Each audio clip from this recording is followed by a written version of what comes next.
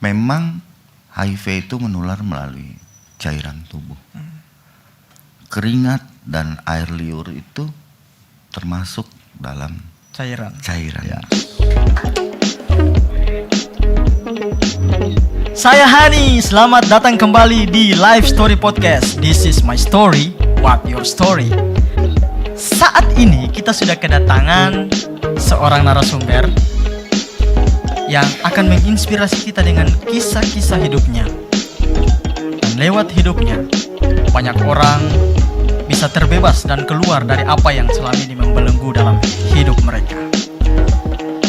Siapa dia? Sudah bersama kita di malam hari ini Bu Petri Kaya. Selamat malam Bu Pet. Selamat malam Bung. Apa kabar nih Bu Pet? Baik. Puji Tuhan. Gimana? Udah lama setelah beta ketong sama-sama lagi dengan Bu Pet. Dan hari ini ya puji Tuhan ketong bisa kembali lagi bercerita bersama-sama dengan Bu Petrik. Oke, just info buat semua teman-teman bahwa Bu Petrik adalah seorang founder dari sebuah yayasan yang namanya Yayasan Rumah Beta. Mungkin lebih jelas nanti bisa dijelasin langsung oleh Bu Petrik, latar belakang Bu Petrik sendiri, dan bisa juga memperkenalkan yayasan atau Rumah Beta yang sedang dikelola oleh Bu Petrik bersama dengan istri. Silakan Bu Pet. Oh iya. Pertama kita perkenalkan diri ya Bung. Siap. Tadi nama beta Patrick Steffi kayak kita sekarang 43 tahun. 43 tahun. Menikah dan punya anak 1. Terus beta sekarang aktif dan giat menyuarakan masalah HIV karena HIV itu sendiri ada dalam diri beta seperti itu. Jadi ada kepentingan moral yang beta lakukan sampai sekarang ini. Ya mungkin Bu Petrik bisa perkenalkan yayasan yang hari ini Bu Petrik bersama istri lagi kelola. Ya. Ini sebenarnya bukan yayasan ya. Rumah Beta itu bukan yayasan. Kata orang dirikan itu di tahun 2015. Lembaga namanya. Lembaga Rumah Beta. Kata ngambil nama Rumah Beta tujuannya sih supaya wadah ini nih bisa jadi milik kita semua gitu. Orang-orang yang ada berkecimpung di dalam rumah tersebut. Rumah Beta. Kata orang asal muasalnya sih kata orang melihat ketidakadilan dilakukan oleh beberapa pihak khususnya pemerintah terkait dengan kebijakan-kebijakan yang seng berpihak terhadap orang yang terinfeksi. Kita kasih contoh ya, dulu tuh masih ada aja klausul-klausul persyaratan buat pencari kerja. Salah satu persyaratannya tuh dia harus bebas HIV. Nah di situ kan kita merasa bahwa hak ketorang sebagai manusia tuh kayaknya dibatasi iya. Gara-gara status kesehatan yang ada dalam keton diri. Iya. Nah, makanya lah dari situlah kita melihat bahwa nah ini harus ketong suarakan nih. Karena kalau cuman diam keton dianggap mati. Keton dianggap siapa-siapa. Nah, dan yang bisa memperjuangkan itu ya diri kita sendiri, nggak bisa orang lain. Nah, makanya beta dengan istri, kebetulan beta dengan istri juga sama-sama orang yang terinfeksi HIV. Kita mulailah bikin wadah buat teman-teman bisa mengekspresikan segala yang ada pada diri dorang masing-masing. Kita mulai bikin itu di tahun 2015. Terus seiringnya jalannya waktu, tahun 2017 itu katanya dapat bantuan pemberdayaan dari Kementerian Sosial melalui balai. Jadi sebenarnya Rumah Beta sendiri sih bukan yang penerima manfaatnya, bukan. Rumah beta cuma memfasilitasi itu ke teman-teman yang sebagai penerima manfaat. Jadi itu kalau gelombang pertama itu di tahun 2017 tuh beta kurang tahu Pak. Dia jelasnya berapa, sekitar 60 orang yang menempatkan bantuan langsung tunai buat modal usaha mereka masing-masing. Nah, terus 1 tahun kemudian tuh orang mendapatkan tamu, kita bilang tamu karena apa, dia dari salah satu kabupaten di Maluku ini, dari Maluku Tengah. Jadi dia pengen melahirkan di Ambon, cuma karena status HIV-nya yang dia hadapi di Maluku Tengah saat itu tuh belum ada persalinan yang khusus buat maksudnya tenaga kesehatannya belum dilatih ya. Bukan dilatih, kita kurang tahu belum dilatih kah, apakah mereka sudah dilatih tapi takut untuk memberikan tindakan seperti itu, akhirnya dibawa ke Ambon. Nah, dibawa ke Ambon itu karena kita saling kenal, akhirnya dia nginap di rumah beta. Nah, itulah asal muasalnya kita berpikir, oh iya, berarti sebenarnya kita harus bikin tempat juga nih kayak rumah singgah. Tapi kita mengistilahkannya itu jadi rumah peduli karena atas kepedulian kata orang sebagai orang terinfeksi. Terus juga letak geografis kata orang di Maluku nih berkepulauan. Betul. Terus pengobatan buat orang HIV itu sendiri juga masih terbatas ya, belum merata di semua kabupaten kota yang ada di Ambon. Makanya teman-teman beta rasa itu juga jadi bagian yang penting buat teman-teman orang terinfeksi yang ada di kabupaten. Setelah itu 2018 itu ketong kedatangan teman dia melahirkan, puji Tuhan semuanya aman, anaknya juga sampai sekarang kalau nggak salah sudah 3 atau 4 tahun ya. Puji Tuhan status HIV anaknya juga negatif. Iya. Nah, terus sampai sekarang ini rumah beta itu sudah melayani ada kurang lebih 13 pasien sampai hari ini. Dan sekarang ada 3 pasien yang bersama-sama dengan kami di rumah beta. Juga keluarga pasien 9 orang, jadi totalnya sekitar 22 ya. 13 pasien sama 9 keluarga. Itu sih. Terus kalau juga, mungkin upaya ke depan bersama Bupet bersama tim untuk punya satu legalitas hukum. Itu ada atau tidak Bupet? Ada sih sebenarnya. Lembaga ini juga waktu kita diberikan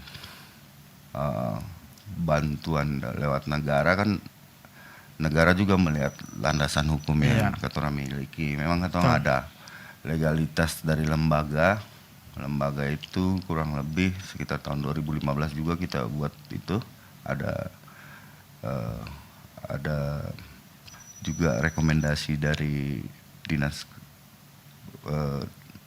Sosial Provinsi dan Kota Ambon. Nah, sekarang juga katanya sudah berubah nama ya, karena keturang mau merubah lembaga ini jadi yayasan. Cuma katanya terkendala nama. Ternyata di sistem tuh rumah beta tuh sudah pernah digunakan oleh orang lain nama tersebut.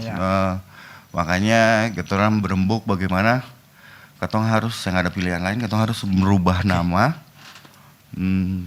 Dan katong sepakat untuk merubah nama itu menjadi Hunimeku Manise. Dan kebetulan SK Kemenkumhamnya minggu lalu sudah ada pada kami. Tinggal kami mempersiapkan administrasi untuk mendaftarkan ini di Litbang Pol kita. Oke. supaya kita juga terdaftar di Provinsi Maluku sebagai lembaga organisasi komunitas seperti itu. Oh, berarti saat ini tadi nama apa, Bupet? Nama yang Huni Meku Manise. Huni Meku Manise. Saat ini Huni Meku Manise ini sudah punya satu ketetapan hukum. Iya. Jadi tinggal digodok Ya. untuk mau izin-izin yang lain keluar. Betul. Oke, ya. Dan tujuan berdirinya Hunimeku juga salah satu tujuan ya, ada dua tujuan.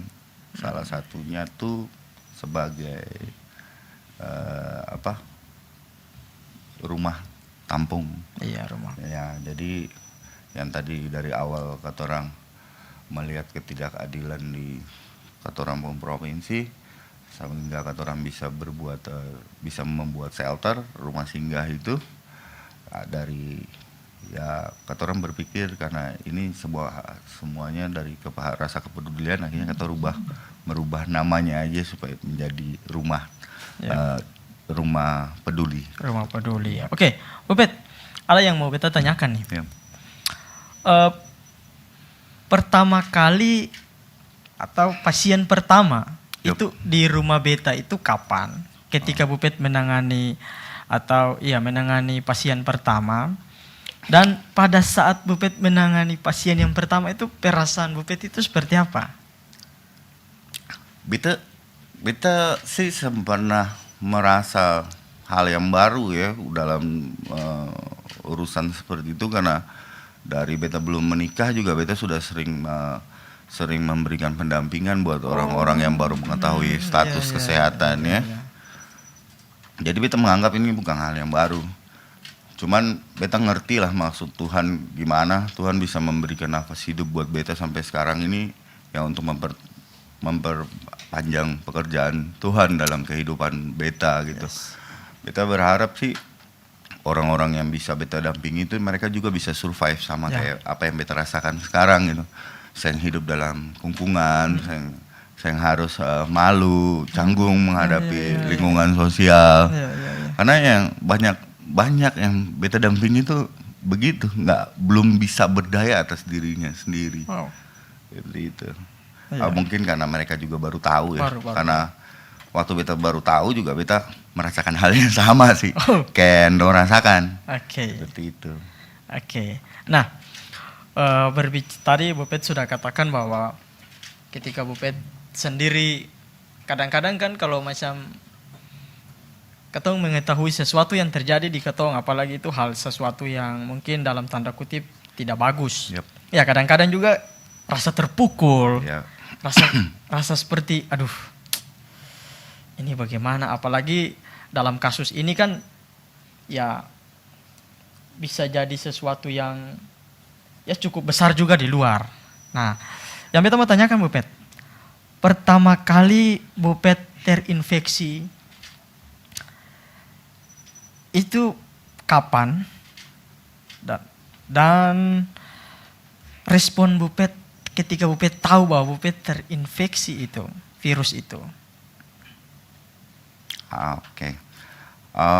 Pertama kali beta tahu beta terinfeksi, sebenarnya beta seng tahu pasti ya. Iya. Dari kapan sebenarnya virus itu ada dalam beta yes. diri. Tapi kalau mau dirunut-runut, beta melakukan hal yang berisiko karena beta pengguna narkoba suntik. Wow. Ya. Ya. Jadi dari tahun 97 tuh beta sudah menggunakan narkoba suntik. Jadi beta sen tahu kapan beta terinfeksinya ya, karena untuk mau mengetahui seorang itu terinfeksi virus tersebut cuma harus melakukan tes darah. Harus tes darah. Ya, Nah, beta baru beranikan diri itu pas di tahun 2004. 2004 beta melakukan tes HIV dan tes hepatitis C. Dan ternyata sekitar beta tesnya pagi, hasilnya tuh sekitar jam 2 kalau nggak salah. Dan pas beta buka robek amplopnya itu hasilnya reaktif. Wow, reaktif. beta bingung. Reaktifnya apa ya? Jadi bahasanya bahasa awam. Ya, bahasa medis ya. Iya, bahasa medis. bahasa medis. Kalau sekarang sih orang dengar kata reaktif mungkin lebih familiar karena Iya, COVID familiar, ini betul. kan kalau katong antigen kan hasilnya reaktif dan non Non-reaktif, reaktif. ya, Nah, betul. seperti itu. Tapi waktu tahun 2004 tuh asli beta bingung. Ini beta harus kemana untuk menanyakan hal itu. Kebetulan Iya. ada beta tetangga di Amausu dekat rumah. Beliau tuh dokter, salah satu dokter jaga di GPM. Beta sore ke beliau, beta tanyakan, Bu dokter, tolong baca hasil lab beta dong. Nah, untuk jelasin, Pet, kalau reaktif tuh kata lainnya virus itu sudah ada di saya diri, tapi ya saya nyantai-nyantai aja. Iya. Gitu. Jadi memang karena kekurangan pengetahuan juga terkait dengan virus ini, beta bukannya mencari ya, cuman karena memang mindset beta pada saat mendengar virus HIV itu saat itu tahun 2004 itu beta beranggapan bahwa ini maut, kematian. Ya, Iya. nggak ada lagi nih harapan Wow. buat beta bisa hidup gitu. Betul. Ya, mulailah beta 2 minggu awal. Memang awalnya beta menceritakan ini ke keluarga besar, ke orang tua dan adik-adik. Kita juga dapat respon yang baik dari dorang karena dorang bilang, Ale jalani aja, Ale hidup gitu. Ya. Karena hidup ini milik Tuhan, bukan milik orang-orang lain. Jalani aja sebisa kata orang jalani. Ya. Makanya itu yang menjadi salah satu motivasi beta untuk bisa sebenarnya keluar dari dilema yang harus beta hadapi secara sendiri. Iya. Karena pas dengar kata itu kan, kata orang menganggap bahwa wow ini udah selesai udah, ngapain lagi kita hidup gitu. Terus yang ada harapan. Sehingga ada harapan. Pokoknya taunya ya tetap mau aja mati aja. Ya, Gitu. matian udah. Jadi respon dari keluarga juga pada saat itu mendukung Bupet. sangat mendukung. Sangat Jadi mereka saya ada dari salah satu orang pun yang tidak mendukung. Jadi mereka sangat beta merasa sangat beruntung ada dalam keluarga ya. Keluarga beta yang benar-benar mau mendukung beta secara psikologi menghadapi virus ini ke depannya seperti apa. Dan beta melihat ini yang nggak banyak didapat oleh teman-teman HIV yang lain yang ada di Maluku. Ya betul Bupet. Karena keluarga itu benteng terakhir Betul. dari kekejaman bahkan intimidasi semua yang dari luar. Ya. Nah, atau dalam beberapa kasus yang pernah Bupet tangani atau Bupet temui sendiri, pernah sih ada keluarga yang mungkin menolak. Ini residen yang terakhir nih, beta ambil dari rumah ya. Karena pada saat beta melakukan pendampingan ke rumah, beta melihat bahwa saya ada saya ada dukungan, iya, ada nggak ada support. empati sama sekali Wow. terhadap dia gitu. Beta bilang wah kalau dia hidup dalam kondisi seperti ini, bukannya memperbaiki dia malah nanti makin memperburuk kondisi kesehatan dia. Jadi lebih baik beta tawarkan ke keluarganya. Beta bilang ke keluarganya kalau misalnya memang Bapak Ibu merasa keberatan untuk merawat dia, biarlah beta bawa dia ke rumah beta gitu.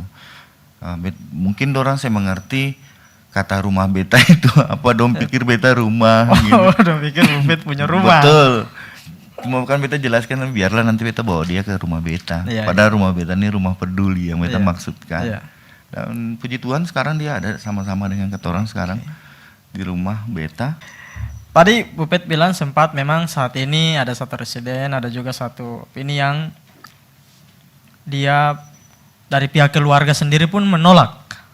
Secara tidak langsung Secara mereka tidak langsung. melakukan tindakan penolakan. Ya, jadi body language-nya itu Iya, memang betul sekali. menunjukkan bahwa Mereka ketong sen terima. betul. Ketong sen terima. Dong sih seng usir. Iya. Tapi dengan dong pun cara itu sepertinya Iya, dong mengusir iya. anak ini Betul, secara halus. Betul. Gitu. Karena Kita- Bupet sendiri lebih peka terhadap Iya, hal itu. betul, Karena betul. sudah beberapa tahun Bupet sendiri sudah mendampingi. Iya, Ya, mungkin puluhan orang iya.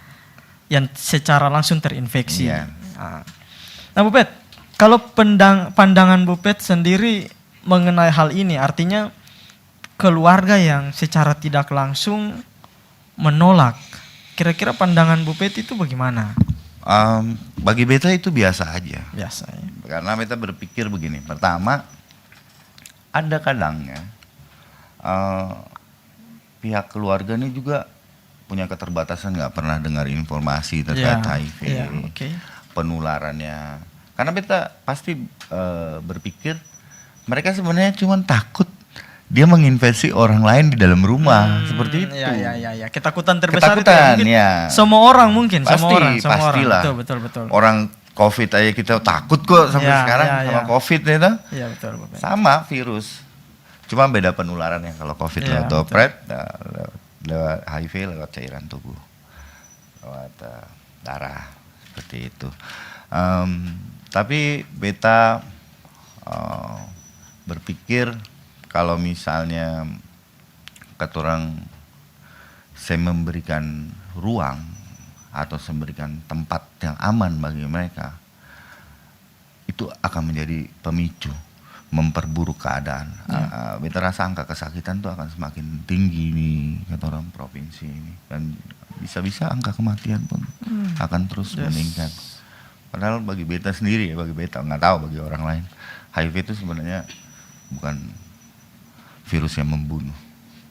Kenapa beta bilang tidak membunuh? Karena yang membunuh itu penyakit penyertanya, kayak TBC, seperti itu. Itu yang membunuh.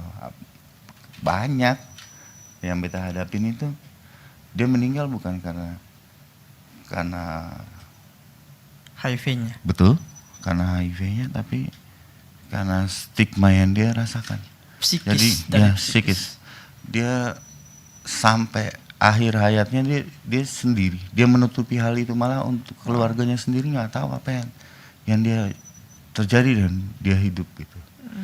Itu yang beta miris, padahal sebenarnya kalau misalnya kata orang bisa ngomong banyak dengan dia kan, dia masih bisa mengerti, dia juga bisa tahu bahwa sebenarnya HIV juga nggak membunuh dia. Tidak membunuh. Betul. Ya. Nah, Bu Pet, apa yang mendorong Bu Pet untuk berani speak up tentang hal-hal ini? Itu yang tadi kita sudah ngomongin dari awal. Diam sama dengan mati. Kalau misalnya kalau beta melihat ketidakadilan yang terjadi ke diri beta, ke orang lain, terus beta cuma diam, saya melakukan apa-apa, beta anggap bahwa ketoran itu sebenarnya sudah mati. Karena bagi beta, untuk merubah hal itu ketoran harus bisa membicarakannya.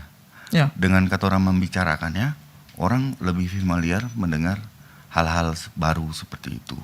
Dan semakin banyak orang yang mengetahui informasi ini, semakin baik responnya. Karena apa yang selama ini masyarakat lakukan terhadap orang HIV itu kan sebagian besar itu ketidaktahuan mereka, ketidaktahuan informasi yang mereka dapat, atau juga ada simpang siur informasi yang terdengar, terbisik di telinga mereka. Akhirnya mereka salah memproteksi diri. Itu. Lalu akibatnya harus mendiskriminasi. Oke, betul. Dan ada kayak gini Bu Pet, misalnya kayak tadi yang Bu Pet bilang, minimnya informasi ini juga kadang-kadang bisa membuat orang punya opini sendiri. Betul. Bahkan terhadap penyakit dan juga orang yang terinfeksi. Nah, contoh nih, ada yang mengatakan bahwa, jadi di sini mungkin bisa Bu Pet bisa secara langsung bisa menjelaskan dan juga bisa mengklarifikasi, karena hal-hal ini sepertinya tabu di masyarakat. Jadi ada yang mengatakan bahwa dari keringat pun bisa secara langsung menularkan. Ada juga lewat air liur. Nah, bersentuhan pun, jadi hal-hal ini yang membuat sehingga masyarakat takut. Masyarakat takut. Nah, Bu Pet, bagaimana? Oke. Dari apa yang beta tahu ya. Apa yang beta tahu. Tapi memang kenyataannya seperti itu. memang HIV itu menular melalui cairan tubuh. Keringat dan air liur itu termasuk dalam Cairan. cairan tubuh yang tadi kita bicarakan. Tetapi hidupnya virus itu lebih banyak tuh di aliran darah orang tersebut. Aliran. Ya, aliran darah. Jadi hidupnya virus itu lebih banyak di aliran darah dan berpotensi untuk menularkan ke orang itu melalui darah. Iya. Betul. Nah, kalau beta ambil contoh, kalau keringat, kita butuh bergalon-galon keringat biar menularkan ke orang lain. Dan air liur pun kata orang butuh bergalon-galon untuk bisa menularkan ke orang lain. Seperti itu. Jadi kalau cuma pakai baju bekasnya dia, atau selimut dia, tempat tidur bekas dia, nggak jadi masalah. Hidup serumah sama mereka juga nggak jadi masalah. Nah, ada juga yang berpikir kalau sampai sekarang ya kita masih dapat pertanyaan kalau nyamuk nyamuk ini dalam ruangan selalu dikambing hitamkan. Nyamuk ini selalu dikambing hitamkan. Nyamuk. Tapi masyarakat lupa sebenarnya HIV ini kan human ya, bukan animal. Jadi nyamuk itu kan bukan manusia. Jadi mungkin di dalam nyamuk nggak ada reseptornya biar virus itu bisa hidup di nyamuk. Jadi mungkin itu sih yang mitos-mitos yang terjadi. Memang ada beberapa banyak mitos lagi di dalam kolam renang. Iya betul. Dulu kalau mandi bareng gitu, dalam kolam ya, pool. Beta malah dulu pernah lihat salah satu klausul aturan di dalam kolam itu harus bebas HIV juga padahal beta. Iya, sampai segitunya. Beta bisa nyebutin nih hotelnya di mana. Tapi memang beta beranggapan bahwa ini kan kegagalan informasi yang diterima. Iya. Nah, hal-hal seperti ini kalau katong diamkan, dia akan merusak cara pandang orang lain terhadap kata orang. Betul. Nah, makanya tadi Bung beta milih speak up. Yes. Biar lebih banyak orang tahu, itu yang pertama. Yang kedua juga biar orang tuh bisa nyaman gitu dengan masalah HIV. Jangan lagi ada orang yang pas dengar kata HIV kabur. Karena banyak yang masih juga beranggapan bahwa ini upah dosa, Bung. Yes. Inilah kemurkaan Allah yang Allah buat kita. Sebenarnya nggak ada hubungannya, ini cuman virus. Iya. Dia siapapun bisa terinfeksi. Dia nggak lihat latar belakang sosial.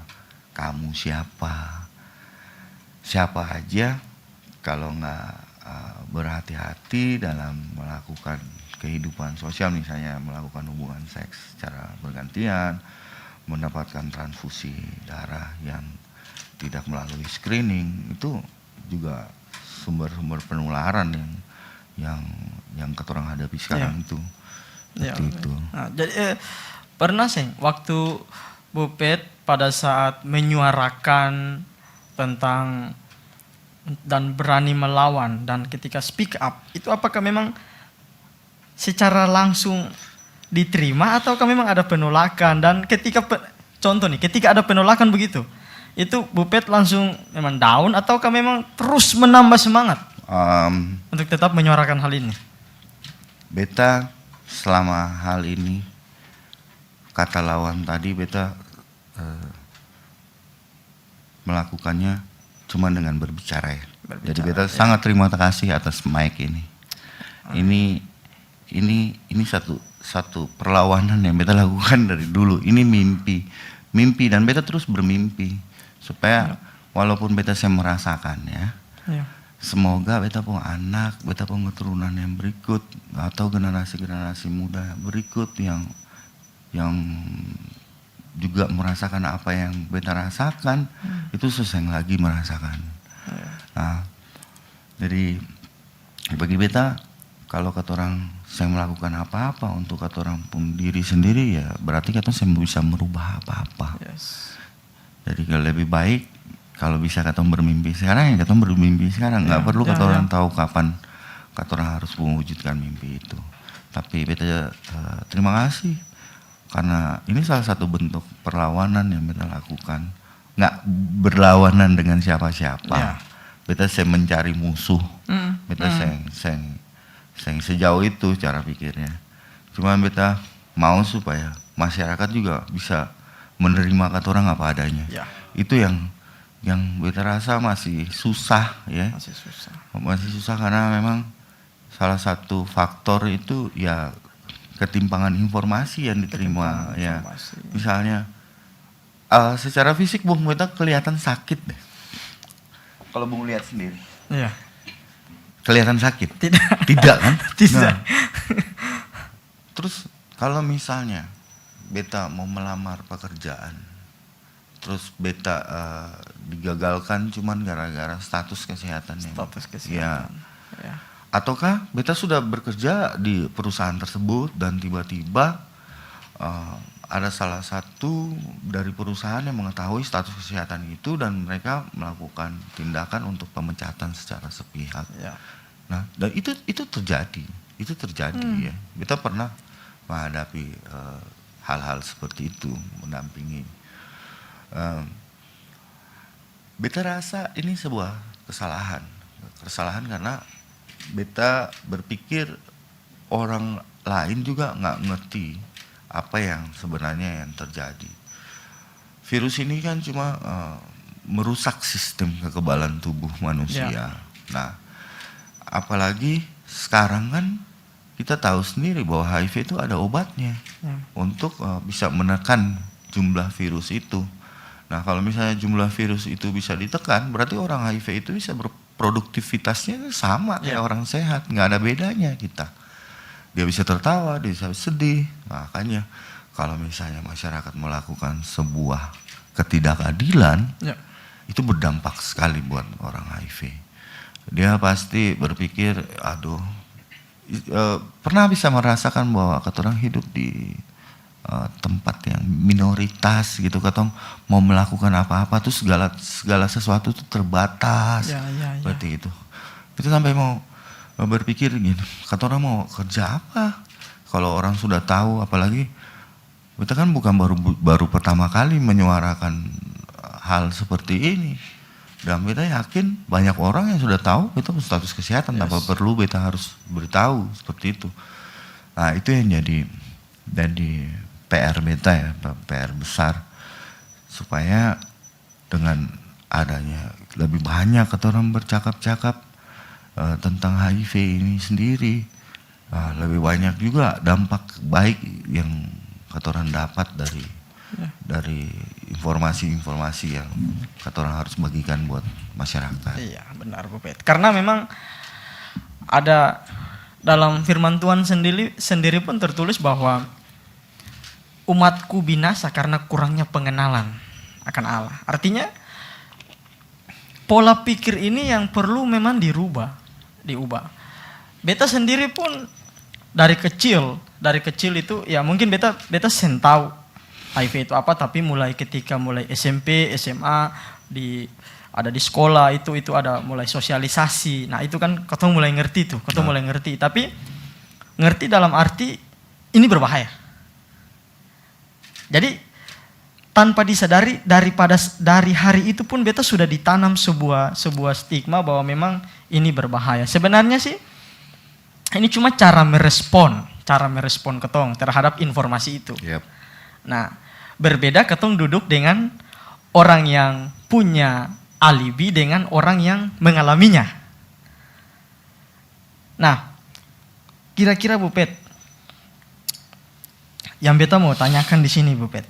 Bu Pet sendiri bersama istri dan teman-teman yang ada di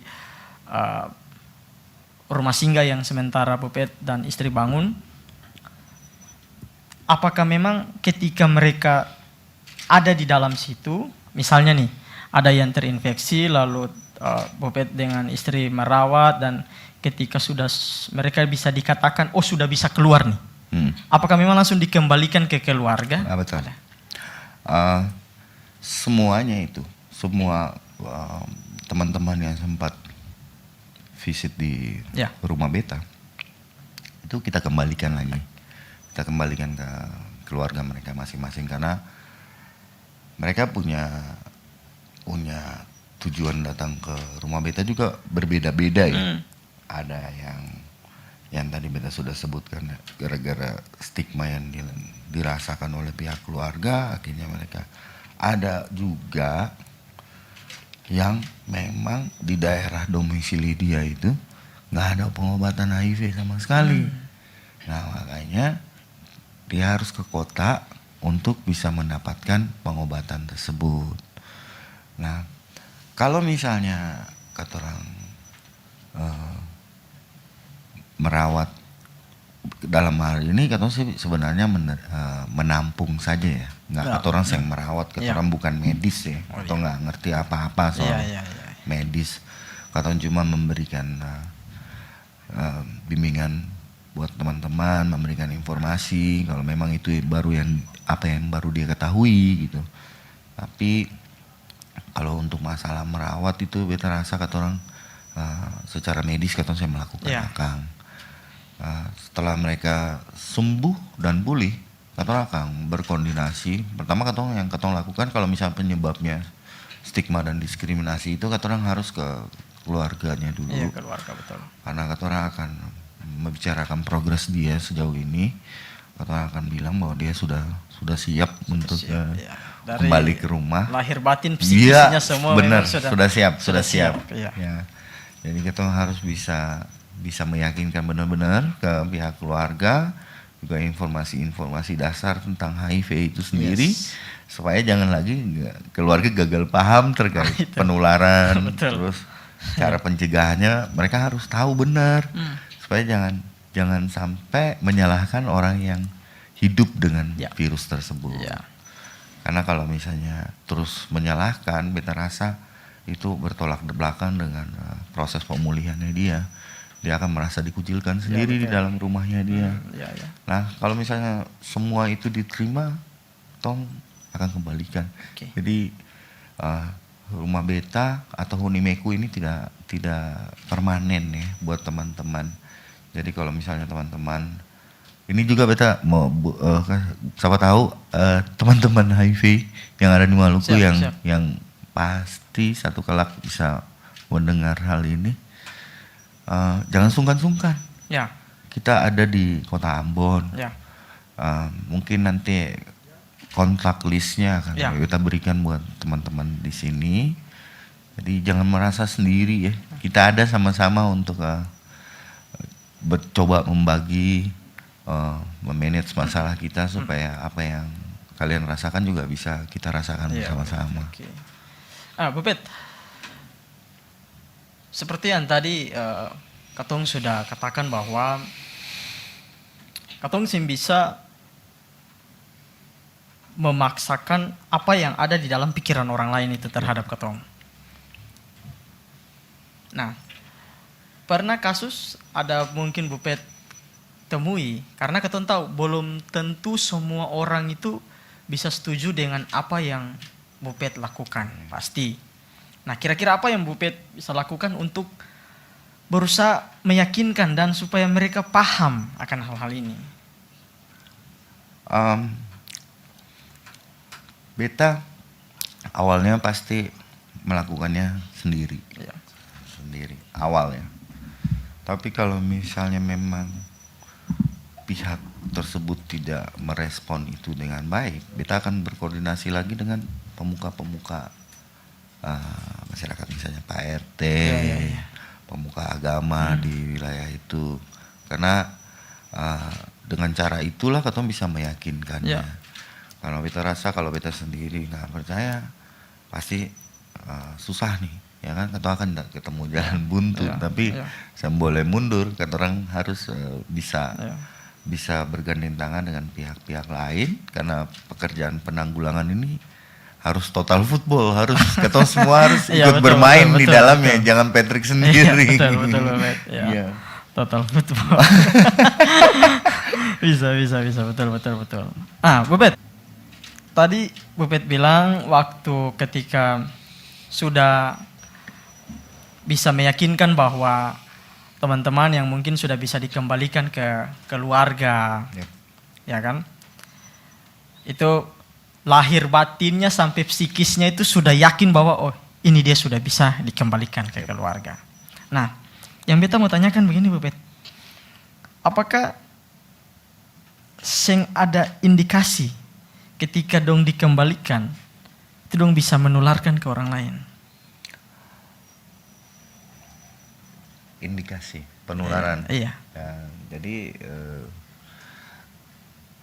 yang jelas hidup serumah dengan orang HIV itu tidak ada potensi kecil pun untuk menularkan. Jadi kalau kita pakai sendok makan, piring, berganti-gantian dalam satu rumah, nggak ada hidup virus itu di situ. Kecuali ya, kita harus menjaga pintu masuk virus itu. Virus HIV tidak bisa menembus kulit kita. Nah, yang kita khawatirkan kalau misalnya ada luka yang menganga dan kita tidak tutupi, itu berpotensi kalau kena cipratan darah misalnya ya kan dari orang HIV. Tapi supaya Bung tahu ya, orang HIV yang diobati dengan antiretroviral, obat antivirus ya, selama 6 bulan kalau itu efektivitasnya ke diri dia bagus, viral load dia itu akan tidak terdeteksi. Dan kalau misalnya viral load tidak terdeteksi, orang itu tuh secara otomatis nggak bisa menularkan ke orang lain, walaupun dia melakukan hubungan seks dengan orang lain. Itu sudah sangat jelas. Dan itulah manfaat dari pengobatan terapi seumur hidup buat orang terinfeksi. Makanya negara ini terus merubah kebijakannya dengan tema kita dapat kita obati, seperti itu. Kita dapat kita obati. Oke, mantap. Nah, Bu Pet, beta yakin bahwa ketika dari semua Bu Pet punya cerita, sing gampang untuk menyuarakan hal ini. Apa sih yang membuat, yang ketong mau tahu gini Bu Pet, apa yang membuat Bu Pet bisa punya hati untuk menyuarakan kepedulian dan untuk melawan stigma-stigma yang berkembang terhadap maaf dalam hal ini odah. Karena kita tahu bahwa stigma itu adalah satu mesin pembunuh. Salah satu mesin pembunuh yang dia bisa lebih 2 kali lipat dari penyakit yang lagi ketong alami misalnya. Nah, contoh saja ya, mungkin hal-hal kecil ya, mungkin seng terinfeksi, tapi ketong lagi melakukan sesuatu yang buruk dan ketika diketahui oleh orang, lalu, oh ini pasti dia stigma beta. Berarti stigma ini sebenarnya ada 2, dari luar dan dari dalam sendiri. Nah, kalau apa yang menyuarakan Bu Pet punya hati itu untuk bisa gerakan Bu Pet punya hati untuk bisa terus menyuarakan hal ini? Karena kita tahu pasti ada sesuatu yang besar yang ditaruh dalam Bu Pet punya hati. Sebenarnya sederhana. Karena beta juga mengalami ketidakadilan tersebut. Nah, dari hal yang beta rasakan itu, beta berpikir kalau beta sing menyuarakannya, semakin banyak orang yang akan merasakan hal tersebut. Stigma ini kita anggap ketidakadilan saja. Ketidakadilan. Dari zaman batu juga stigma sudah ada. Yes. Bukan cuma masalah kita bisa lihat dari stigma suku, ras, agama, dan lain sebagainya. Ini kan sebagai bentuk pengecualian terhadap komunitas atau kelompok-kelompok orang tertentu yang dianggap melakukan misalnya hal-hal yang melewati batas lah. Nah, beta berpikir kalau misalnya Tuhan ngasih beta kesempatan hidup sampai saat ini, terus beta cuma diam-diam aja, beta saya menyuarakan apa yang beta rasa itu sebuah ketidakadilan. Beta rasa beta nggak jauh berbeda dengan orang-orang lain. Dalam arti kalau kata orang diam, kata saya merubah apa-apa. Nah, betul berusaha melakukannya itu dari kelompok-kelompok kecil, misalnya keluarga dulu. Keluarga yang pertama, kata orang harus mendapatkan informasi secara jelas. Karena tadi yang seperti Bung katakan, keluarga itu adalah benteng, benteng terakhir ya. Orang lain mungkin akan menjadi oposisi terhadap kita, tapi keluarga itu akan selalu, walaupun keluarga tahu kata salah, itu akan bela habis-habisan. Itu beta pun anak, itu beta pun kakak, seperti itu. Makanya kata harus dari awal tuh dari keluarga dulu. Setelah keluarga mendapatkan pengetahuan dasar terkait hal itu, baru ketong ke lingkungan sekitar. Lingkungan sekitar. Karena percoba kan, beta ngomong banyak di luar, padahal di dalam lingkungan sendiri orang nggak tahu. Betul. Orang saya mengerti HIV itu apa. Itu nanti itu bisa jadi tamparan keras pada beta diri sendiri. Makanya ketong mulai melakukan tuh dari ketong diri sendiri. Role model itu harus ada dalam ketong diri. Nah, ketong harus nampakin sisi baik kita sebagai manusia. Nah, jangan sampai orang berkesan bahwa anak ini buruk aja, hitam aja yang ada dalam diri dia. Hitam warna kulit ya Bung ya, bukan bentuk. Hal yang beta rasa itu harus kata orang perbaiki bersama, dan ruang-ruang ini yang harus dibuka oleh masyarakat. Apa sih kalau misalnya kenapa harus mereka nggak bisa misalnya mengikuti kegiatan organisasi dalam lingkungan masyarakat kan? Karena keterbatasan HIV itu kan bisa diskusikan diskusikan apakah HIV itu berdampak gitu, atas produktivitas orangnya sendiri kan nggak juga. Karena kalau yang ketemu bicarakan dari awal, pengobatan HIV ini sangat berperan penting dalam orang yang menjalani kehidupan dengan HIV itu sendiri. Karena dengan menekan virus ini, kehidupan orang HIV semakin berpotensi, semakin stabil lah istilahnya. Dia nggak akan terjadi kerusakan. Cuman yang kita pikirkan lagi, sampai kapan kita harus melakukan pengobatan, terus apa yang kita kan juga akan lama-lama menua ya. Beta sendiri sih sudah 14 tahun nih minum obat antiretroviral. Efek samping jangka panjangnya sudah mulai beta rasakan. Sering beta cakapkan dengan dokter. Memang ada pilihan-pilihan obat lain, tapi beta masih belum berani karena masih ada di zona nyaman yang sekarang. Seperti itu. Itu saja sih, Bung. Upet,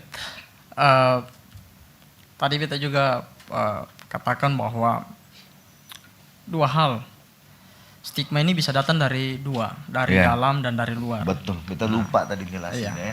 Jadi kalau dari kadang-kadang dari luar ini pun bisa membunuh, dari dalam juga bisa membunuh sebenarnya. Iya bisa. Dari dalam sendiri. Bisa. Nah, selama pengalaman Bupet selama ini mendampingi teman-teman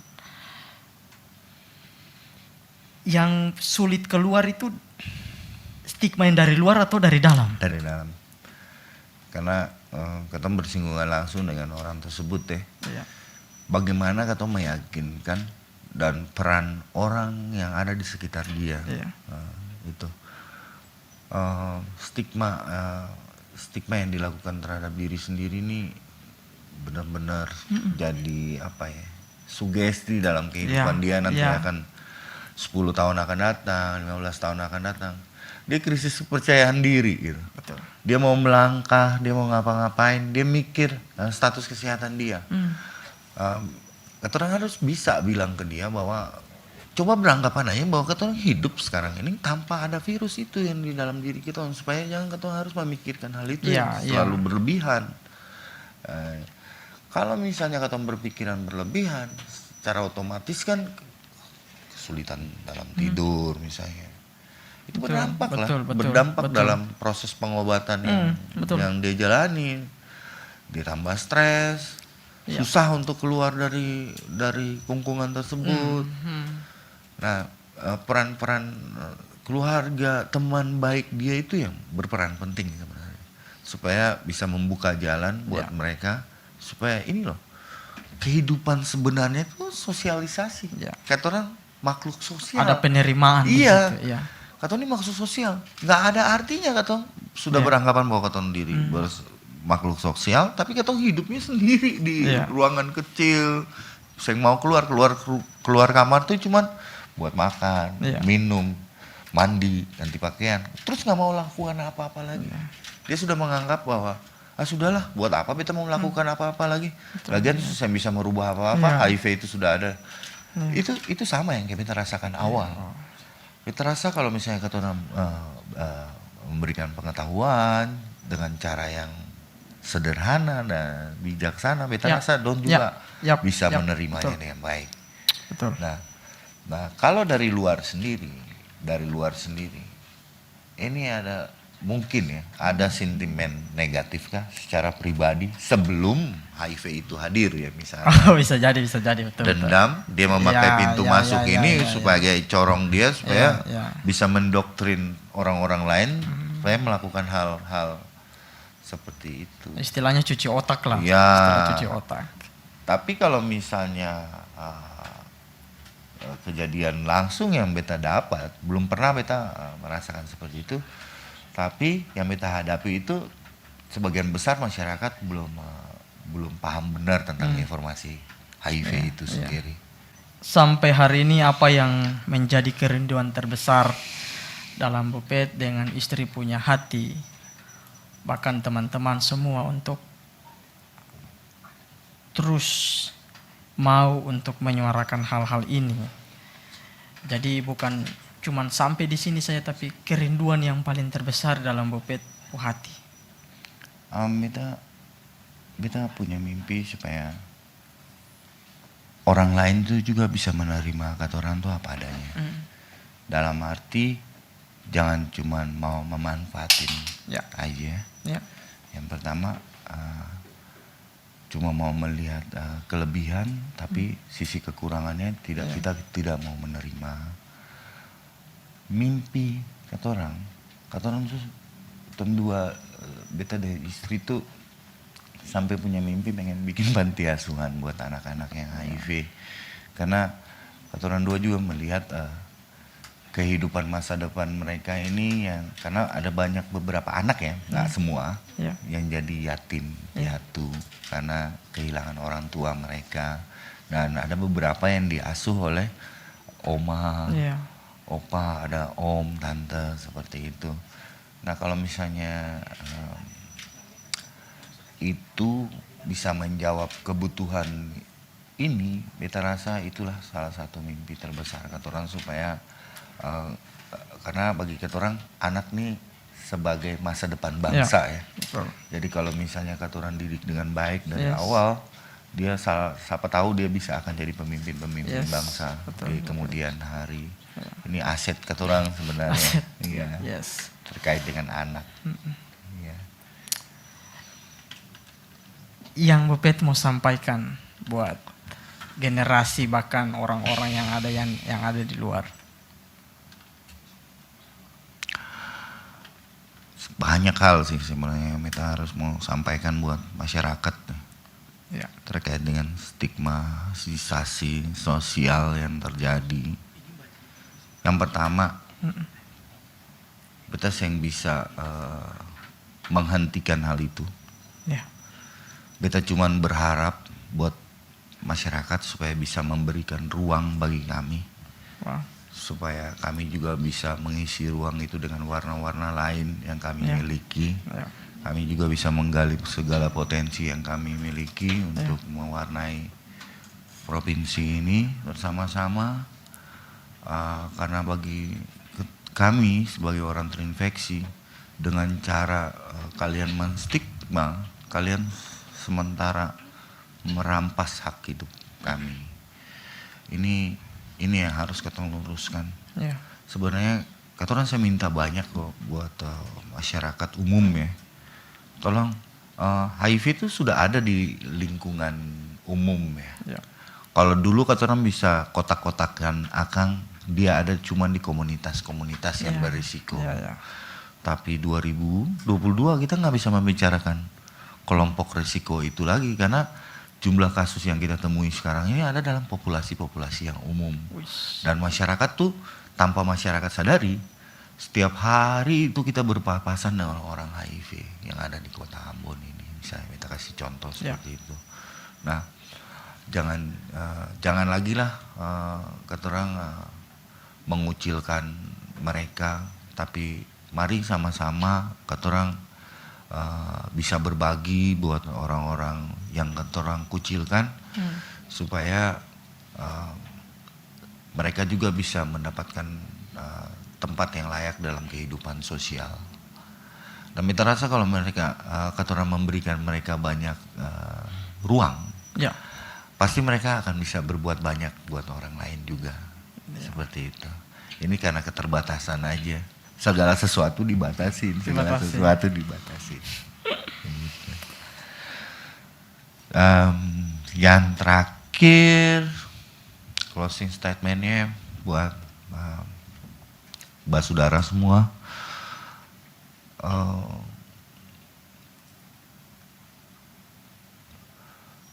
Kita mau kata orang semua sama-sama bisa menerima keadaan seseorang. Ini bukan cuma masalah HIV yang kata orang bicarakan. Bisa nggak kata orang hidup dengan orang yang matanya nggak ada, misalnya seperti itu. Karena mereka memiliki perasaan emosional yang sama kayak gitu orang yang normal. Dan kalau misalnya kata orang memberikan dampak yang harus kata orang lakukan, itu berdampak negatif besar dalam kehidupan orang. Itu bagi beta itu racun dalam sebuah proses pengobatan. Itu racun. Terasa itu saja. Bapak, terima kasih banyak untuk kehadirannya di malam hari ini bersama Ketong di Life Story Podcast. Lewat apa yang sudah Ketong bahas, diskusikan bersama, kita percaya pasti akan berdampak. Beta juga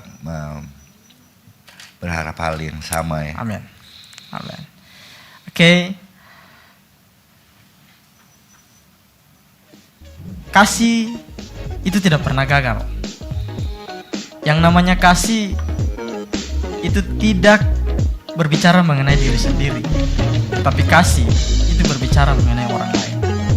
Bagaimana kita bisa menerima kekurangan dan saling melengkapi di dalam kelebihan masing-masing. Semua yang ada dan yang sudah terjadi, tetaplah Ketong ambil hikmatnya dan terus hidup melakukan apa yang menjadi kehendak Tuhan, saling berbagi kasih, saling melengkapi satu dengan yang lain, dan hidup secara bersama-sama. Saya Hani, Life Story Podcast. Ciao.